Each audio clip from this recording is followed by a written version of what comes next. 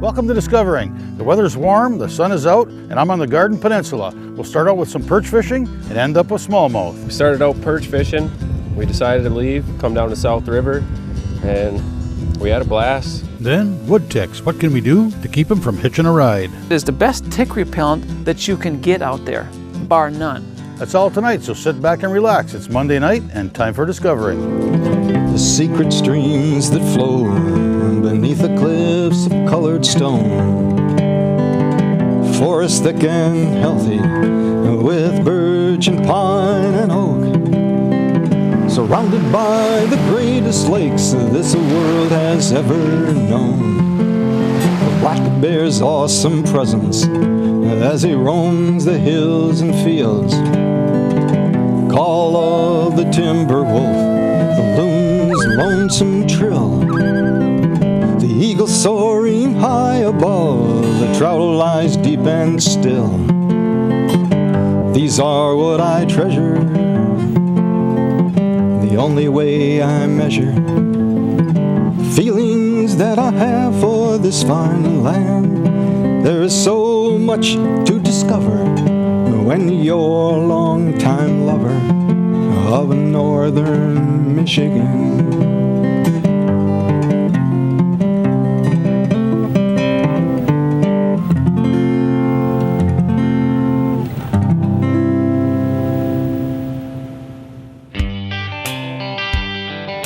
Welcome to Garden. Clean air, clean water, and clean energy.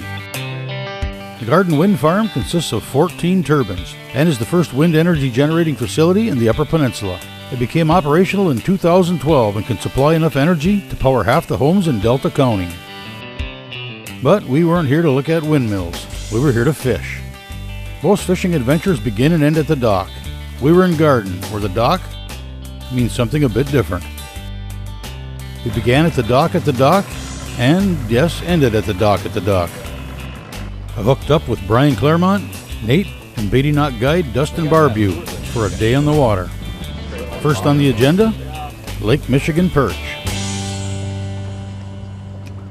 Well, right now I'm just hooking up the old gotcha perch rigs. It's kind of not really a secret, but it's what we like to use. They got a fly, little pink bead on there. I like the orange beads with the red fly the best, but all I got's pink today. Using the minnows, kind of keeps the small ones away. We've been using crawlers quite often, but kind of get sick of reeling in 40, 50 small ones to keep 2 big ones. So we go with the minnows. It brings us more keepers.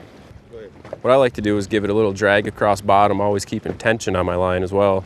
It kind of helps you feel the light bites. Sometimes the big ones, they'll grab that bait and swim towards your line. You can see your line loosen up, and it really helps having an ultralight pole.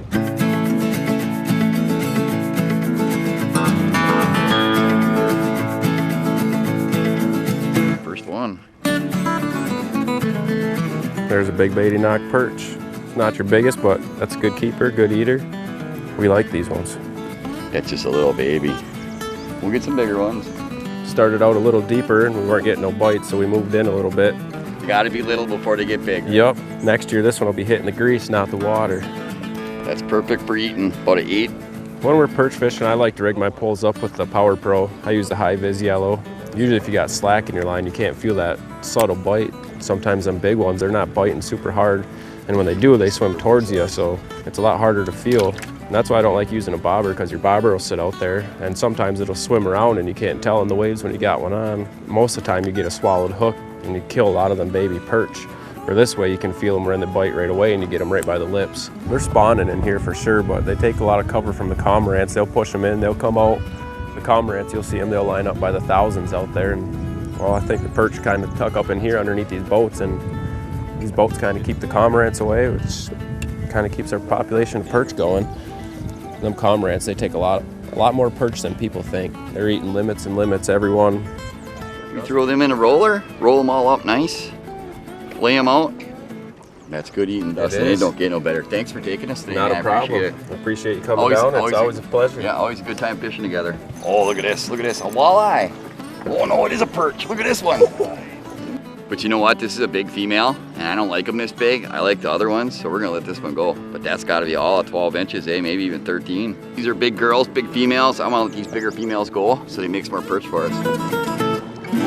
There you go, girl. All right, that was fun. 20, 21, 22, 22. We're getting there. Well, that does it for the perch fishing for now. We're gonna head to South River, try and catch some bass, see how many we can get today.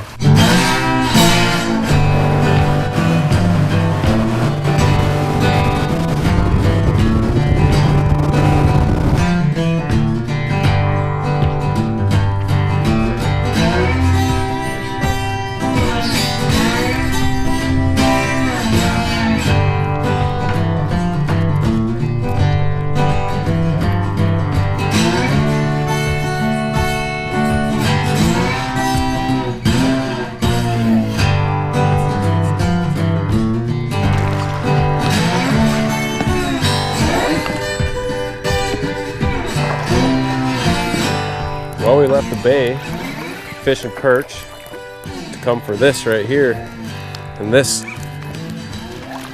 is a nice bass. Respawn, look at the big fat belly. Yeah, that's what we're after. Helped Joe on that one. It did. 4 or 5 pounder.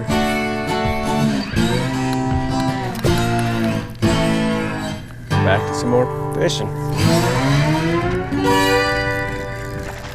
Oh no, nice bass. See if I can do the old lifter up on this one. I don't know, that's a pretty big one.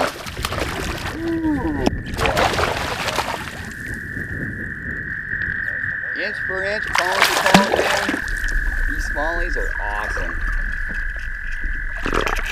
Nice smallie, nice chunky one.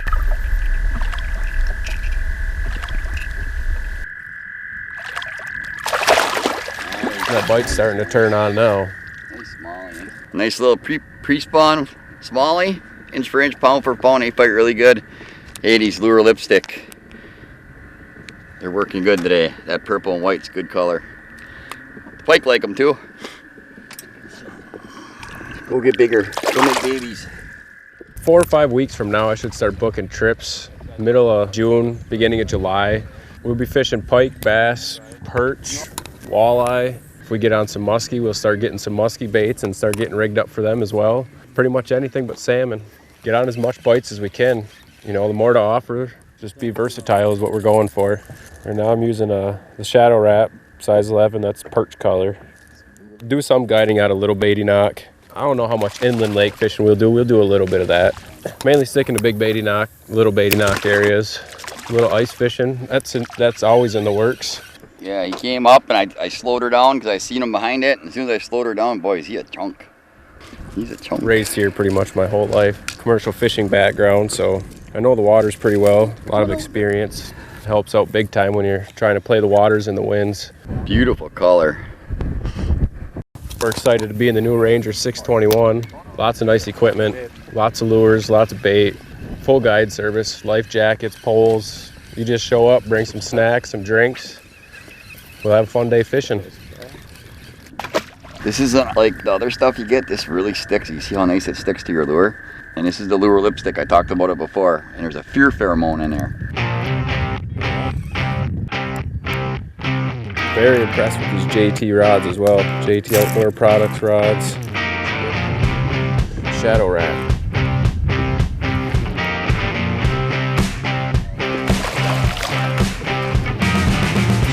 Lure lipstick. Drew the big one in that time. Woohoo! Put in 3 inch pound for pound. Hey, we're having fun. We're catching fish. That's what counts, right?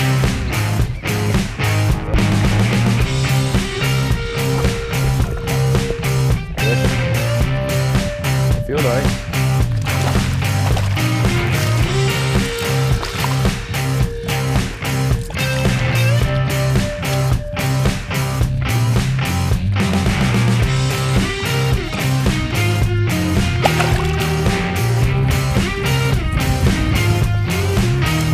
Right around that 2-3 pound range.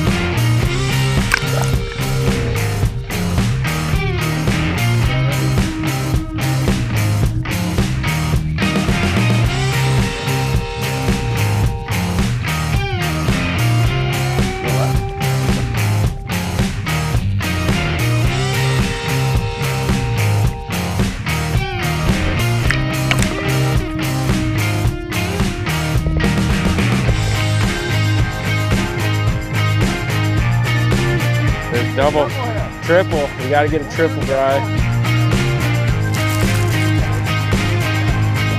Yeah. There we go, triple. Triple. 3 fish. Yeah, triple.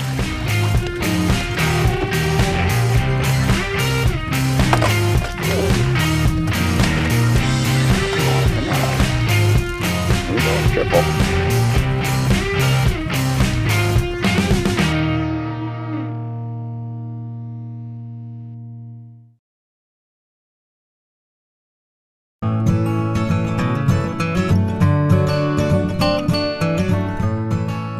Lyme disease is an inflammatory disease caused by bacteria that are transmitted by ticks. Up to 50% of ticks in Lyme endemic areas are infected.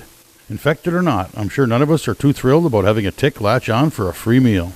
Here's a look at something that can decrease the odds of that happening. This is Brian Anderson, and I just want to talk to you today about something kind of unique. It's about wood ticks. We all hate them here in the north, and we all want them dead. Many of my friends were really struggling with Lyme disease, and I'm thinking, what can I do about this? Lyme disease is just so horrible for people. It's just terrible. I was trying to design products to try to kill them because my wife just despises them. She can't stand ticks. I learned about what they like, what they don't like. They don't like, for example, essential oils. They don't like fruit smells and fruit odors. What they really like is anything to do with humans or some blood type of animal. What I mean by that is they like carbon dioxide smell. So anyways, I started doing all this research and I started coming across this one particular product time and time again. What it is, it's called permethrin. And it is the best tick repellent that you can get out there, bar none. Beats the heck out of DEET. It's not even in the same category. All right. Permethrin is basically the synthetic version of pyrethrin, which is the insect repellent in a chrysanthemum flower. They put this product into a bottle so it's easy to use. It's odorless. So somebody's out there turkey hunting or deer hunting or whatever, they can put this stuff on their clothes and it's odorless. One of the best parts about this also is that once it's on your clothes, it's effective for up to 6 washes. I put this on my shoes, my socks, my pants, my shirt. I even put it on my hat. I started doing it last summer, and guess what? I don't get ticks anymore. The funny thing is, almost everybody I talk to around the UP here, nobody's ever heard of this. So anyway, I'm trying to get the word out here so people can hear about this. This is how it comes. If you buy it, let's say my wife bought this at Menards the other day. It's effective for ticks, chiggers, mites, mosquitoes, all kinds of little nasty little bugs that we all hate. About a year ago, I decided I need to do something about this, and I started working on a website. Everything I'm talking about in this whole segment tonight is all on my website.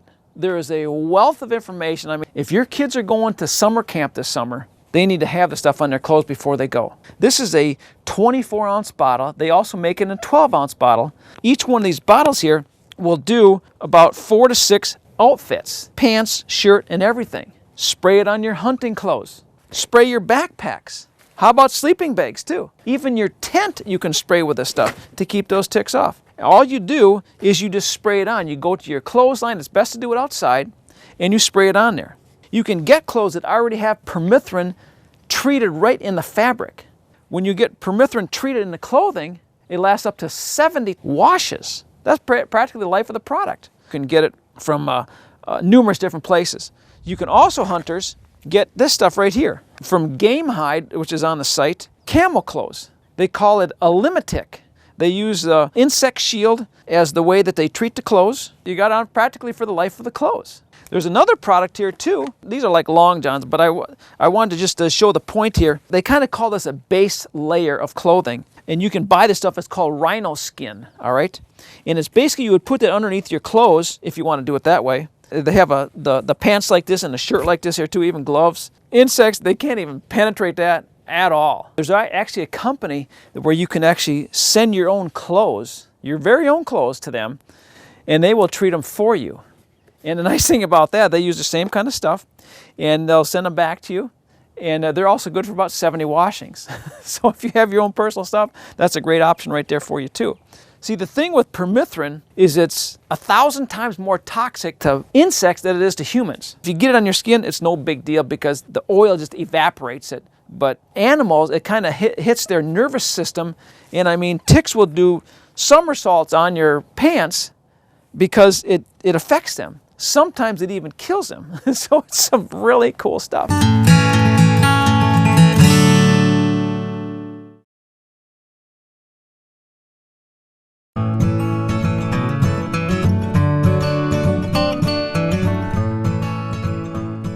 There's different ways that you can actually kind of help tick-proof your yard. What you want to do is you want to get rid of a lot of the leaves and tall grass around the edge of your yards. Ticks don't jump out of trees. Contrary to popular beliefs, they're going to be in low-lying stuff, and they have to have they have to get on something like what we call it as a host. They're going to sit on a branch of grass, and they're going to do what they call questing. They're looking for something to grab onto, you know, something that's got blood in it, like us or animals, and then they're going to hitchhike with them. You can buy these little things called tick tubes. Basically what it is, it's kind of like dryer lint or cotton balls. And what I did is I took some dryer lint that my wife saved for me, and I laid them out on the basement floor, and I sprayed permethrin on them. Then I took some little toilet paper tubes like this here. See, I have them strategically placed down in there. And I just put some clear contact paper on the outside to kind of protect them from weather. And I put some dryer lint right in there that's been treated with permethrin, okay? And you're thinking, why in the heck is this guy doing that? Here's why. Because at night, mice are very nocturnal. They like to walk around, they pick up stuff like this, and they take it back to their home in the ground, all right? So they make their bedding underground with dryer lint, you know, if they can find that. And then you got to remember that mice are very big carriers of ticks, all right? So they have them all over them. When those ticks start to drop off, they're going to drop into this permethrin-treated dryer lint, and then they die. So that's one way that you can help limit your tick population in your yard is with dryer lint. It cost me virtually nothing to do it, but if that can help take some ticks down a little bit, that's fine. You can also even put 2 to 3 foot wide hedge all the way around your yard out of wood chips, okay? Because wood chips are very rough. They can't walk over that kind of stuff. That's why wood ticks are basically hitchhikers. So these things are explained on the site there too. It's an incredible education to go on the site there and just take some of the things that I've used and found out about and do whatever you want with them to benefit your yard. Now the permethrin is not designed to go on the skin. Like I said earlier, if you do get a little bit on your skin, that's okay. The oil in your skin is going to dissipate it, but it's not recommended at all to go on your skin. There's another product here called picaridin, and this is designed for the skin. It's going to last on your skin for probably, 8 to 12 hours, 10 to 12 hours, something like that. And it's a lot less toxic than other things that a lot of people use. So this is what's highly recommended to use on your skin instead of DEET or other stuff like that there too. Let's say you're out in the woods and you thought, oh my gosh, I forgot I didn't put on my permethrin treated clothes. What you can do is once you get home is you take your clothes and you put them in the dryer on high for about 15 minutes because see, ticks are really best when they're around moisture. So if you put something on hot, dry, like a dryer, it's going to kill them in 15 minutes. What's the best way to take a tick off? The best thing to do is use tweezers and get it down to the skin as close as you can and pull it straight up. The reason that you want to do it that way is because if you make them mad, and this sounds kind of gross, but it's the truth, they will regurgitate some of their junk in their guts into your skin. In other words, they're puking it in you. And that's where you can get some of the bad stuff. And they offer more than just Lyme. They offer other tick-borne illnesses too. All right, so you want to take it straight up, and then next thing you can do, you can also even save that tick. All right, if you're really concerned about it, and which is not a bad idea. And on the website, I also have places where you can actually send that tick in to get it examined and see if it is Lyme infested or whatever. And there's 3 different companies that people can use on there. If you do get what they call as a bullseye, that means, a dot with a circle around it, that is a sure sign that you probably have Lyme. All right? And that's taken to the next step here of what do you do next? All right? What happens is when people get Lyme, now I'm going to say right now, I am not a doctor, I am not a Lyme expert. I'm just here helping people know how they can prevent from getting it as best that I know of in all the research that I've done. But if somebody's suspecting Lyme, probably some of the best things to do is go to a Lyme literate doctor. On the website, I also have where you can actually put in your name and address and zip code and stuff like that, and they will pop up a couple different Lyme literate doctors. I also have some, Lyme clinics that are around the country, but Lyme is absolutely miserable. I've had people, a lot of people that have gotten really sick from it. So going to somebody who is really, really good at it. The regular family MD has not been trained specifically in it. And especially if somebody takes a long time to ever get diagnosed, because most people don't get diagnosed for at least a year or two after the fact, and then they're miserable with it, then they really need to go to somebody who is really an expert in it so they can be treated properly. That's as best I can say about that is really go to somebody who really, really knows it well. Well, that's it for this week. Be sure to check out 906outdoors.com. Thanks for watching, and I hope to see you next week right here on Upper Michigan's very own Discovering.